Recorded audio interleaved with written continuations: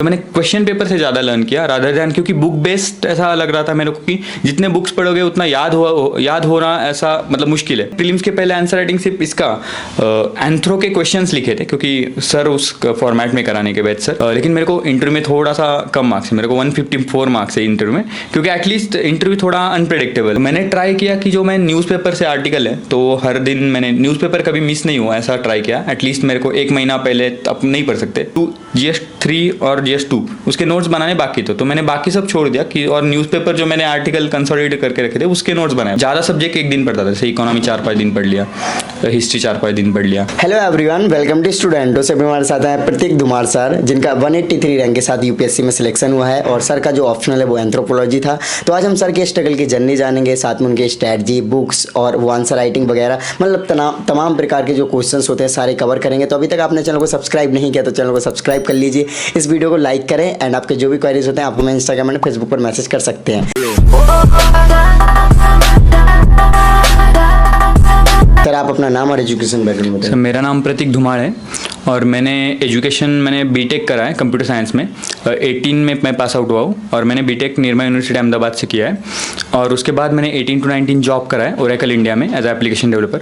उसके बाद 19 में मैंने जॉब लीव किया और मैंने यूपीएससी का फुल टाइम प्रिपरेशन करने के लिए। ओके, तो सर आप एक अच्छे ऐप डेवलपर थे और इन फ्यूचर आप बहुत अच्छी वेबसाइट और भी सारे ऐप डेवलप करते, तो सर आप यूपीएससी के फील्ड में क्यों आए? कहाँ से मोटिवेशन मिला कि आपको यूपीएससी में जाना चाहिए? सर यूपीएससी का मेरे पहले से कोई दिमाग में था नहीं मेरे यूपीएससी। जब मैं जॉब कर रहा था तो मेरे गांव में एक्चुअली यूपीएससी के 2 सीनियर्स हैं जिन्होंने यूपीएससी क्रैक करी है। एक नचिकेत छिड़के है जो कि आईपीएस है और श्रीधर धुमार है जो आईआरएस है ऑलरेडी। सो उन्होंने मेरे को गाइड किया, तो एक गाइडेंस मेरे पास अवेलेबल था। तो मैंने सोचा कि जब जॉब में टाइम मिला मेरे को, तो मैंने सोचा कि जब सिलेबस वगैरह देख के मेरे को ये काफ़ी इंटरेस्टिंग लगा सिलेबस, तो मैंने चूज़ करी ये फील्ड। ओके, तो सर कहीं ना कहीं देखा जाए तो मोटिवेशन आपको वहाँ से निकल कर आया। तो सर अगर बात की जाए जब आप प्रिपरेशन में आए यूपीएससी की, तो आप सीनियर ने आपको बुक्स वगैरह गाइड किया था, कैसे आपने रिसोर्सेज को कलेक्ट करना स्टार्ट किया? सबसे पहले जब मैं 18 में मतलब 18 to 19 में जॉब किया, उस टाइम मैंने थोड़ा सिलेबस देखा और गांधीनगर में एक DICS करके क्लास है तो वो ज्वाइन की मैंने। तो उसमें मेरे को थोड़े बेसिक से बुक पता चलेगी, पॉलिटी के लिए क्या यूज़ करना है, इकोनॉमिक्स में क्या यूज़ करना है। तो उससे मैंने सबसे पहले चीज़ की सिलेबस देखा और सिलेबस के हिसाब से एक बार बुक लिस्ट बनाई और उसके हिसाब से फिर उतने ही बुक्स पढ़े, लिमिटेड बुक्स मैंने रेफर की इसके लिए। और जैसे सिलेबस तो GS स्कोर की वेबसाइट है तो वहाँ से भी सिलेबस मिल सकता है आपको। तो पहले मैं बोलूँगा कि पहले सिलेबस इंपॉर्टेंट है, तो वो चीज़ है। ओके, सो सर अगर बात की जाए आपकी स्ट्रैटेजी की, तो प्रीलिम्स की स्ट्रैटेजी बताइए सर, क्योंकि आपने फर्स्ट टाइम जब प्रीलिम्स दिया तो आपका प्रीलिम्स ही नहीं निकला और हालांकि आप जॉब करते हुए तो काफ़ी मुश्किल हो जाता होगा और आपका फर्स्ट अटैम्प्ट था उस टाइम पे, तो प्रीलिम्स की स्ट्रैटेजी बताइए सर आप। सर प्रीलिम्स में ऐसा है कि प्रीलिम्स का सिलेबस भी यूपीएससी ने दिया है, बट प्रीलिम का सिलेबस डिटेल नहीं दिया है। प्रीलिम्स में बस ऐसा बोला है कि हिस्ट्री इधर से इधर तक ऐसा बोला है। तो प्रीलिम्स में थोड़ा ज़्यादा सिलेबस आ जाता है और उसमें क्वेश्चन भी जैसा 17-18 से प्रीलिम्स के क्वेश्चन भी काफ़ी ट्रिकी आ रहे हैं अभी इस बार। पहले थोड़ा इजी होता था, इस बार प्रीलिम्स बहुत एलिमिनेटर टाइप बन गया है। तो पहले मेरे को ऐसा था कि ज़्यादा से ज़्यादा क्वेश्चन पेपर सॉल्व कर सके प्रीलिम्स के, क्योंकि उस फेज़ में मतलब एग्जैक्टली एग्जामिनेशन इन्वायरमेंट में आपको जब जो स्ट्रेस होता है वो फील करने के लिए ज़्यादा से ज़्यादा क्वेश्चन पेपर मैंने सॉल्व करे। अराउंड मैंने 50 क्वेश्चन पेपर सॉल्व करे होंगे प्रीलिम्स के, प्रॉपर टाइम लगा के और उनके सॉल्यूशन प्रॉपर के। तो मैंने क्वेश्चन पेपर से ज़्यादा लर्न किया रादर दैन, क्योंकि बुक बेस्ड ऐसा लग रहा था मेरे को कि जितने बुक्स पढ़ोगे उतना याद होना ऐसा मतलब मुश्किल है। तो मैंने ट्राई किया कि क्वेश्चन पेपर से उनसे याद भी हो सके। ओके, सो सर जैसे कि ऑप्शन जब तैयारी करते हैं, ऑप्शन पढ़ते हैं, तो सर ऑप्शन पढ़ते हुए आप किन चीज़ों को ज़्यादा ध्यान देते हो? क्योंकि 4 ऑप्शन होते हैं, तो फिर किस तरीके से, जैसे कभी कभी क्या होता है कि हमें आंसर नहीं आ रहा होता है या फिर 30 to 40% समझ आता है क्वेश्चन, फिर उसमें कैसे आप तुक्का मारना एक कहते हैं जिसे? हाँ सर एक्चुअली यूपीएससी के प्रीलिम्स में मोस्टली 30 या 40 से ऊपर क्वेश्चन तो आते नहीं है, ऑलमोस्ट 30 ही श्योर होते हैं हम लोग। तो हमको थोड़ा जुगाड़ बैठाना पड़ता है, इधर उधर से आंसर ढूंढने पड़ते हैं या एलिमिनेट करने पड़ते हैं। तो एक तो बहुत सारे ऑप्शन है, क्योंकि मल्टीपल ऑप्शन भी काफ़ी सारे क्वेश्चन होते हैं। तो हम पहले देखते हैं कि श्योर स्टेटमेंट कौन सा है। अगर कोई स्टेटमेंट श्योर है तो उसको अपन ले सकते हैं कि हाँ ये स्टेटमेंट तो मेरे को पता है, आगे का देखेंगे। जैसे इस बार साइक्लोन का क्वेश्चन आया था, तो इस बार एक स्टेटमेंट श्योर था कि साइक्लोन के बीच में टेम्परेचर थोड़ा ज़्यादा होता है, क्योंकि Right. हाँ, तो वो स्टेटमेंट से आप एलिमिनेट कर सकते हो, क्योंकि श्योर शॉर्ट आंसर तो ज़्यादा नहीं आते हैं, तो इस हिसाब से थोड़ा यूज़ कर सकते हो। और रिस्क भी लेना पड़ता है, क्योंकि ऐसा था, मेरा तो ऐसा था कि जब मैं कम अटेम्प्ट करता था तो मेरे को कम मार्क्स आते थे, तो इसलिए अटेम्प्ट मैं ज़्यादा रखता था, ताकि कुछ इसमें से कुछ गलत भी चीज़ें हो जाती हैं, लेकिन ऑल इन ऑल फ़ायदे में रह सकते हैं। ओके, सो जैसा कि कहा जाता है सर यूपीएससी की जर्नी में कि प्रीलिम्स और मेंस की तैयारी साथ में करना चाहिए, बट आप बता रहे हो कि आपने सिर्फ ऑप्शंस पे ज़्यादा फोकस किया, ऑप्शंस वाले क्वेश्चंस पढ़े, बुक्स कम पढ़ी, तो ऐसा क्या मतलब यूपीएससी की जर्नी में मेंस की प्रिपरेशन साथ में नहीं करनी चाहिए प्रीलिम्स के साथ? नहीं, बिल्कुल एक ही साथ मतलब प्रिपरेशन करनी चाहिए। मैंने ऑप्शंस पे मतलब ऐसा बोला मैंने कि क्वेश्चन ज़्यादा सॉल्व करे, ताकि क्वेश्चन से मेरे को ज़्यादा नॉलेज मिल सके, क्योंकि क्वेश्चन डाइवर्स आते थे। हाँ, right. जैसे कि मैं एग्जांपल दूं इन्वायरमेंट का, तो इन्वायरमेंट का एक कोई शंकर का बुक है, Right. तो शंकर का बुक एक बार पढ़ लिया, तो मैंने वापस वो बुक नहीं पढ़ा, तो मैंने क्वेश्चन से देखा कि ये कौन से आ रहे हैं। Okay. और जैसे आर्ट एंड कल्चर का इस बार बता रहा हूँ, आर्ट एंड कल्चर का मैंने एक बार एनसीईआरटी पढ़ी, एक बार एनसीईआरटी पढ़ के मेरे को समझा कि मेरे से ये रिवाइज नहीं होगी बार बार, तो मेरे को कनिष्क के नोट्स मिले, कनिष्क कटारिया का नोट्स थे, तो वो मैंने बार बार पढ़े, वो नोट्स जैसे बार बार पढ़े, या बड़ी बुक्स पढ़ने से अच्छा मैंने नोट्स और क्वेश्चन पेपर ज़्यादा सॉल्व किए, तो वो फायदा मेंस में भी हुआ। जैसे मेंस में इस बार जीएस 1 में 50 मार्क को जीएस का आया था, जीएस में 50 मार्क का आर्ट एंड कल्चर आया था, तो उसमें मेरे को प्रीलिम्स का ही फायदा हुआ। जीएस 3 में भी काफ़ी सारे क्वेश्चन थे, जैसे नेशनल क्लीन एयर प्रोग्राम का था, तो उसमें भी ये फ़ायदा हुआ इसका। सो ऐसे इंटीग्रेटेड ही पढ़ना चाहिए कि प्रीलिम्स, मेंस और इंटरव्यू तीनों का एक नॉलेज बेस तो सही में कॉमन ही है। ओके, सो सर मेंस के लिए जैसे कि आंसर राइटिंग वगैरह हो गई, या फिर और भी बहुत सारी चीज़ें तैयार करनी होती है, ऐसे भी ऑप्शनल भी, तो किस प्रकार से आपने इसकी स्ट्रैटेजी बनाई सर? सर मैंने ओवरऑल ऐसे स्ट्रैटेजी बनाई थी कि जैसे मैंने 19 में, अगस्त 19 में आई थिंक मैंने जॉब छोड़ा, तो मैंने ये करा था कि जब दिसंबर आता है 19 का दिसंबर, तब तक मेरा ऑप्शनल मैंने कोचिंग लगाई थी वेद आईसीएस में दिल्ली में, तो ऑप्शनल प्रिपेयर करूँ, उसके नोट्स बनाऊँ एक बार नॉलेज पूल बना के, और जीएस का एक बेसिक जो चीज़ प्रीलिम्स में नहीं है वो पढ़ लूँ पहले, जैसे इथिक्स था, तो वो मैंने दिसंबर तक पढ़ लिया। फिर बाद में मैंने जान से मई में तब प्रीलिम्स थी, तो 3 महीने डिले हो गई, लेकिन तब मैं प्रीलिम्स पढ़ रहा था जनवरी से, और जब डिले हुई प्रीलिम्स तो 1 महीना मैंने बीच में ऑप्शनल पढ़ा, तो मैंने प्रीलिम्स काफ़ी सारा पढ़ा, लेकिन तब मैंने ये ध्यान दिया कि जो प्रीलिम्स में मैं नॉलेज बेस बना रहा हूँ वो मेरे को मेंस में भी काम आए। तो ऑल इन ऑल अक्टूबर में आई थिंक रिजल्ट आया, तो अक्टूबर 2 और जनवरी में नेक्स्ट मेंस थी, तो बीच में ऐसा हुआ कि कम टाइम था मेरे, जैसे जीएस 2 और जीएस 3 में मेरे को नोट्स बनाने के टाइम नहीं मिला ज़्यादा, कि जीएस 2 में सारे टॉपिक्स के नोट्स बनाए या जीएस 3 में सारे टॉपिक्स के नोट्स बनाओ, ऐसा टाइम नहीं मिला, तो मैंने जो प्रीलिम्स में पढ़ा था वही बाद में एक बार पढ़ा, रिवाइज किया, और उसी से मैंने मेंस दी।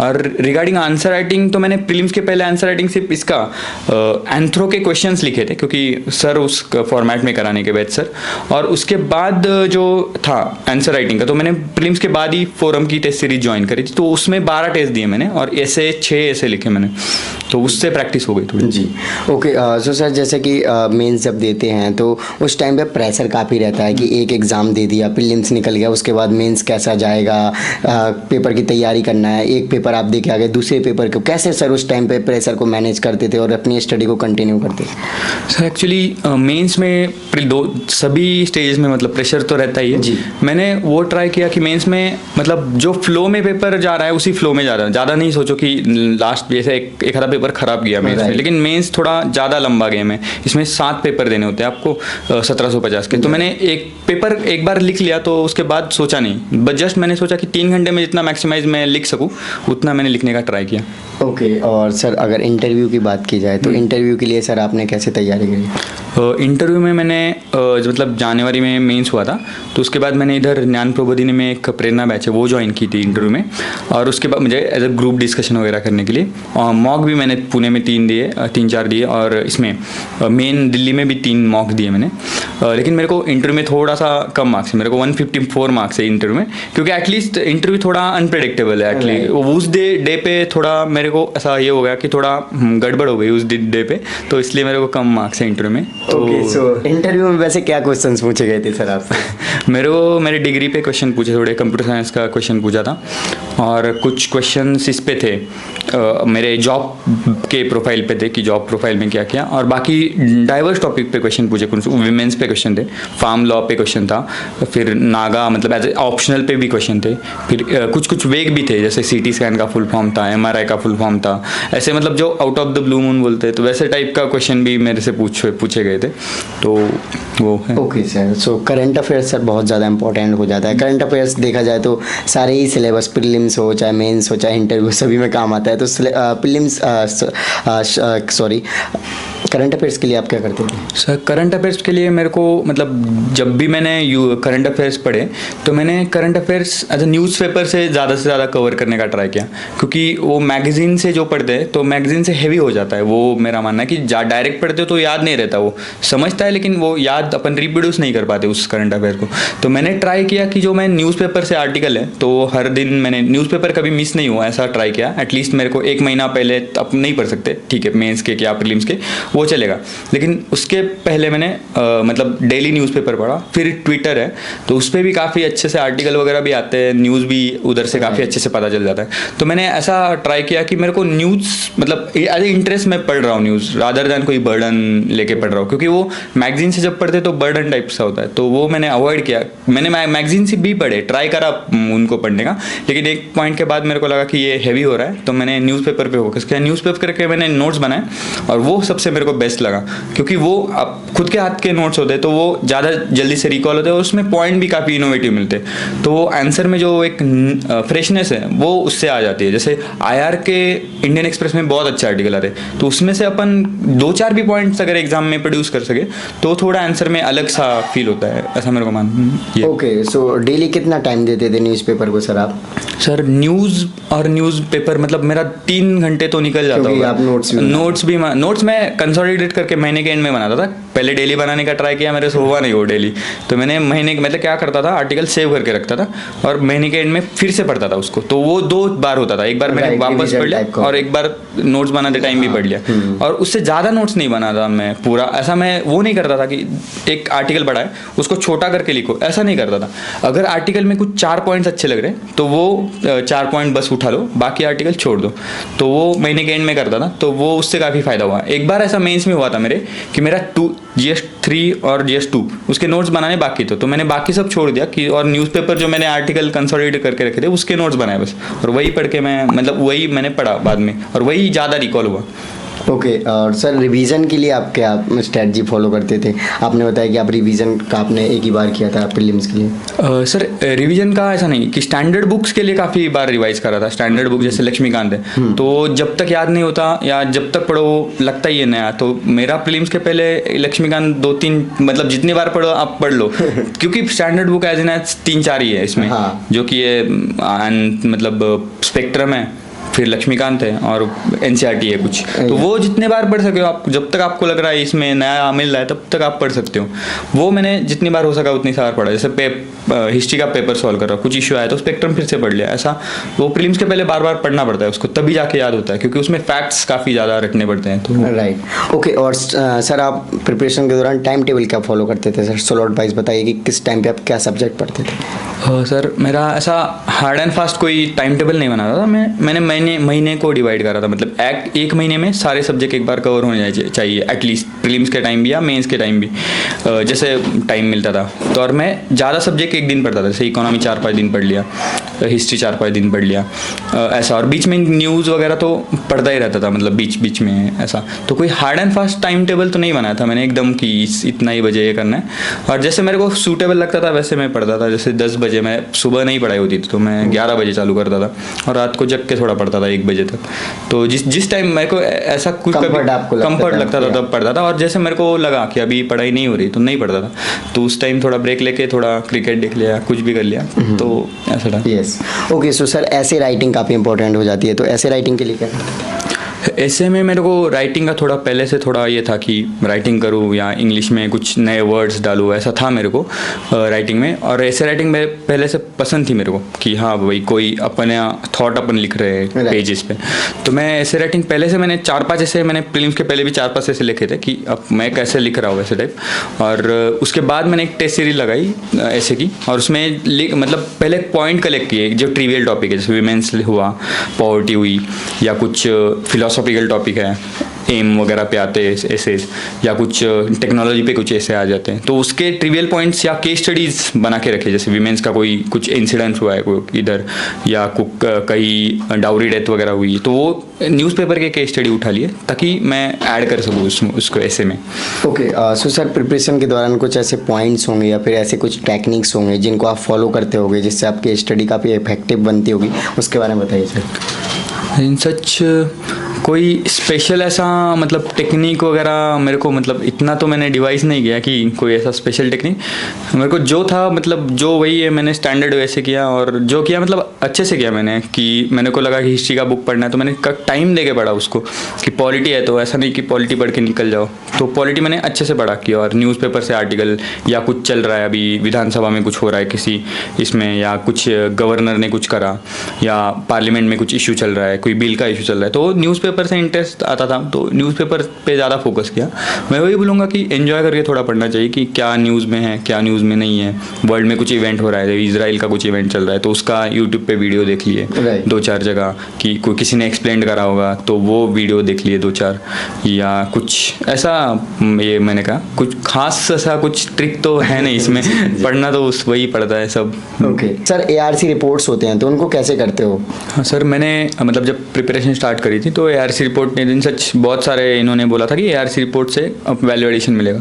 तो ARC रिपोर्ट बेसिकली बहुत बल्कि है, तो मैंने ट्राई किया क्योंकि समरी मिल गया मेरे को, और मेरे को GS कोर्स के ARC रिपोर्ट की समरी मिली, तो मैंने उस समरीज के भी नोट्स बनाए जितने जो मैं ध्यान मतलब पहले मैंने बल्कि नोट्स बनाए, तो मैंने मेंस के टाइम उनको थोड़ा शॉर्ट किया और जितने याद रख सकते हैं उतने ही टॉपिक वाइज उनको अलॉट कर दिया। जैसे कोई गवर्नेंस का इसमें मेजर ले आता है तो गवर्नेंस के कोई टॉपिक में GS मतलब उसमें मिला कुछ सजेशन मेरे को, तो मैंने उस ऐड कर दिया मैंने उसमें। ऑप्शनल के बारे में बताइए सर, आपका ऑप्शनल कितना % योगदान रहा आपकी सफलता में? सर ऑप्शनल मेरा एंथ्रोपोलॉजी था, और ये अलग ऑप्शनल है टेक्निकल सब्जेक्ट से। मतलब मैथ्स वगैरह मेरे को मतलब मेरा टेक्निकल बैकग्राउंड है तो मैथ्स वगैरह आइडियल होता है, लेकिन मैथ्स में मेरे को इतना इंटरेस्ट नहीं था और वो सब्जेक्ट भी बहुत बड़ा हो जाता है। तो मैंने एंथ्रो चूज़ किया क्योंकि मेरे को गाइड करने वाले 2-3 सीनियर थे, तो मैंने एंथ्रो के क्लासेस किए। तो मैंने पहले क्लासेस करते वक्त या फर्स्ट टाइम नोट्स बनाते वक्त कुछ ज़्यादा नोट्स नहीं बनाए, कि बल्कि नोट्स नहीं बनाऊँ मैं, पहले समझ लूँ तो उनके जो कोर कॉन्सेप्ट है। और सिलेबस भी एंथ्रो का काफ़ी इंटरेस्टिंग था, जैसे ह्यूमन इवोल्यूशन का सब्जेक्ट है या इंडियन सोसाइटी का सब्जेक्ट है, इसमें कास्ट आती है, वर्ना सिस्टम आती है, तो वो काफ़ी इंटरेस्टिंग लगा मेरे को। स्पेशली ट्राइबल पार्ट, कि उसमें अपने को एक नया कल्चर सीखने मिलता है पूरा, कि अपन कॉमन कल्चर है और उनका एक स्पेशल कल्चर है ट्राइबल का, तो उसमें जो अलग अलग उनके फीचर्स है तो वो काफ़ी इंटरेस्टिंग लगे। तो मैंने इंटरेस्ट से पढ़ा वो, और उसके बाद मैंने उसके नोट्स बनाने पे प्रेफर किया कि अब मैं एग्जाम पॉइंट ऑफ से पढ़ूंगा। पहले मैंने थोड़ा सा इंटरेस्ट से पढ़ा ताकि मैं समझ सकूँ सब्जेक्ट को, क्योंकि एक ह्यूमैनिटीज़ को एक अलग टच चाहिए समझने के लिए या लिखने के लिए भी बोल सकते हैं। ओके, सो सर UPSC की कुछ इंपॉर्टेंट बुक्स होंगी जो हर स्टूडेंट्स को फॉलो करनी चाहिए, उनके बारे में बताइए। हाँ, बुक्स मतलब मैं दोनों मतलब प्रीलिम्स और मेंस दोनों में ये चलेगी, मतलब ऐसा स्टैंडर्ड ही, और बुक लिस्ट तो सबको पता ही होती है UPSC की, तो भी मैं बता रहा हूँ कि क्या क्या मतलब बुक्स थी। पहली बुक्स तो इसमें GS1 में जो इसका पार्ट है आर्ट एंड कल्चर का पार्ट है, तो मैंने 11th क्लास के NCERT आर्ट एंड कल्चर के लिए पढ़ी थी। और जो एंशिएंट का पार्ट है तो उसमें आप एंशिएंट NCERT कोई भी थीम्स उठा लो या कोई भी NCERT उठा लो, तो उसके नोट्स आप एंशिएंट के लिए पढ़ सकते हो। और मेंस के लिए सिर्फ आर्ट एंड कल्चर ही है, बाकी प्रीलिम्स के लिए, तो प्रीलिम्स के लिए आप कोई भी इसके नोट्स मिले, जैसे लूसेंट का बुक आता है उसमें नोट्स काफ़ी कंसाइज फॉर्म में दिए, तो वो आप यूज़ कर सकते हो। मॉडर्न के लिए स्पेक्ट्रम काफ़ी है, स्पेक्ट्रम से मॉडर्न कवर हो जाता है। उसके बाद सोसाइटी के लिए कोई स्टैंडर्ड बुक नहीं है, तो मैंने विजन का जो वैल्यू एडिशन का मटेरियल आता था उसमें कीवर्ड्स है, जैसे रीजनलिज्म है, कम्युनलिज्म है, हर एक कीवर्ड में आप 3-4 पेजेस कर लो, एग्जांपल कर लो कुछ, और उसमें क्या चल रहा है देख लो, तो वो विजन से कवर हो जाएगा। ज्योग्राफी के लिए दोनों NCERT 11-12 की काफ़ी अच्छी है, तो वो NCERT पढ़ना नहीं, मतलब एक बार पढ़ने से नहीं समझती, तो उनको 3-4 बार पढ़ो, हर एक चीज़ पे उनको ध्यान दो, हर एक डायग्राम उसका बनाना चाहिए, कि क्योंकि उसमें काफ़ी ज़्यादा साइंस भरा हुआ है। और वो जो नहीं समझ रहा है वो यूट्यूब से सर्च करो, गूगल से सर्च करो, तो वो इससे ज्योग्राफी का एटलीस्ट हो जाएगा। फिर GS2 पे आते हैं तो पॉलिटी, तो पॉलिटी में लक्ष्मीकांत मोर देन इनफ है लक्ष्मीकांत, और बाकी कुछ लगे तो न्यूज़पेपर है, आर्टिकल्स आते रहते हैं पॉलिटी पे, उस पे उससे गूगल से हो जाता है। उसके बाद सोशल जस्टिस के टॉपिक है, जैसे एजुकेशन है, हेल्थ है, विमेंस के टॉपिक है, या वल्नरेबल सेक्शन का एक टॉपिक आता है, गवर्नेंस का टॉपिक है, तो वो विजन के मटेरियल से कर लो या इंटरनेट पे डायरेक्ट डाल के कर लो कि एजुकेशन है तो स्कीम देखो गवर्नमेंट के क्या चल रहे हैं, गवर्नमेंट क्या कर रही है, किस पे कोई एक नया स्कीम आई, जैसे न्यू एजुकेशन पॉलिसी आई थी, उस पर 100% 2 पेपर में क्वेश्चन आए थे, GS3 में 2 में क्वेश्चन आया था और एथिक्स में क्वेश्चन आया था, तो वो आने ही वाला था क्वेश्चन। तो मतलब ऐसा एकदम ये क्वेश्चन है तो वो अच्छे से करके रखो करंट अफेयर का। IR के लिए कोई बुक नहीं है मेरे, मतलब मैंने, क्योंकि मेरा ऑप्शनल भी नहीं था तो कोई बुक नहीं पढ़ी थी, लेकिन इंटरेस्ट काफ़ी था IR में मेरे को, तो मेरे न्यूज़पेपर से जितना अच्छा एक्सट्रैक्ट करे, जैसे इंडियन एक्सप्रेस में काफ़ी अच्छा IR के आर्टिकल आते थे, तो मैंने सेव करके उसके नोट्स बनाए, और हर एक कंट्री में, जैसे इंडिया और नेबर्स है तो हर एक कंट्री पे 2-2 पेजेस एटलीस्ट बना के रखो ताकि आपके पास कंटेंट हो। राइट। ये GS2 है, और उसके बाद GS3 सबसे ज़्यादा मतलब उसमें सब्जेक्ट भरे पड़े हैं कि सभी सब्जेक्ट उसमें, तो उसमें इकोनॉमिक्स के लिए बेसिक तो मैंने मृणाल के वीडियोस देखे थे, मृणाल के वीडियोस से जितना कवर हो सके उतना कवर करा, और संजीव वर्मा करके बुक है, अगर कोई फर्स्ट टाइम कर रहा है तो संजीव वर्मा पढ़ सकते हैं, 11th की NCERT भी चलेगी, 11th और 12th की कोई है एक NCERT वो भी चलेगी।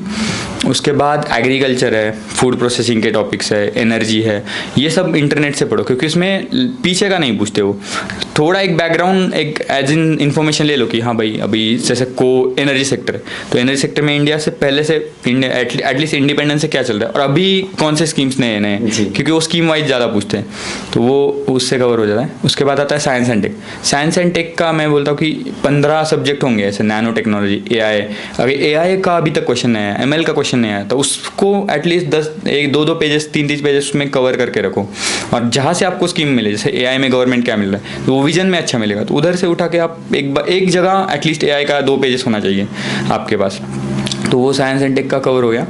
इन्वायरमेंट और इकोलॉजी के लिए शंकर IAS का बुक है, लेकिन वो काफ़ी बल्कि है, तो मैंने उसके बाद अभी इस टाइम मैंने इन्वायरमेंट और इकोलॉजी एक है, वैशाली आनंद मैम का एक बुक है, तो वो मैंने पढ़ना चालू किया था अभी प्रीलिम्स के लिए, वो भी काफ़ी अच्छा बुक है। और लास्ट में सिक्योरिटी का पार्ट है। सिक्योरिटी पार्ट के लिए मेरे को एक वीडियोस मिले थे, कई शुभ्रा रंजन मैम के चैनल पे वीडियो मिले थे, तो मैंने वीडियो से नोट्स बनाए, 6-7 घंटे के वीडियो थे, वीडियो से नोट बनाए, बाकी कोई बुक नहीं पढ़ा एज इन सच। फिर उसमें वैल्यू एडिशन, जैसे टेस्ट सीरीज में कोई क्वेश्चन आया सिक्योरिटी पे या टेररिज्म पे, तो उसमें ऐड करो वो क्वेश्चन, तो वैसा, या इंटरनेट पे कुछ चल रहा है, नाइट ग्रिड का प्रोग्राम चला है, तो वो क्या है वो ऐड कर लो नोट्स में, तो वैसे GS3 का कवर हो जाएगा, मतलब वो सिक्योरिटी का। उसके बाद आता है इथिक्स, तो इथिक्स के लिए भी मैंने कोई बुक, मतलब लेक्सिकन बोलते हैं वो पढ़ना, लेकिन मैंने देख के मतलब नहीं पढ़ी उसको, और क्योंकि वो बल्कि थी काफ़ी ज़्यादा, तो मैंने वाजीराम का एक येलो बुक था 90 पेजेस का था, हाँ कुछ था मेरे दोस्त के पास था, वो मैंने लिया, उससे मैंने टॉपिक के एटलीस्ट थोड़े नोट्स बनाए, बाकी इंटरनेट से सर्च करके पढ़ा।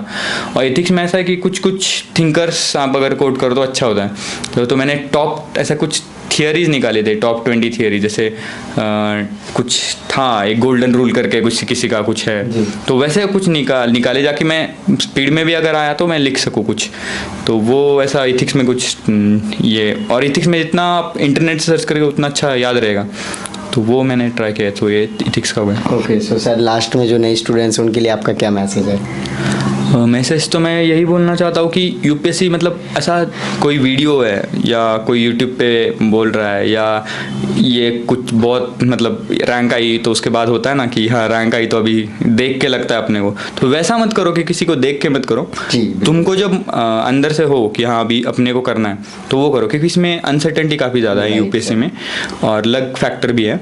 तो मैं बोलूँगा कि प्लान भी काफ़ी स्ट्रांग होना चाहिए। जैसे मैंने जॉब करा था 1 साल, तो मेरा था ऐसा कि पोस्ट 3-4 साल नहीं हुआ UPSC, तो मैं वापस जॉब करूँगा, बैक टू जॉब करूँगा, कोई इशू नहीं है। तो वो प्लान भी होना चाहिए, क्योंकि कंपटीशन इधर इतनी है, क्योंकि हम लोग अपने एज के साथ भी कॉम्पीट करते हैं, अपने 10 साल जो बड़े उनके साथ भी कॉम्पीट करते हैं, तो वो स्पेक्ट्रम काफ़ी कंपटीशन का बड़ा है इधर।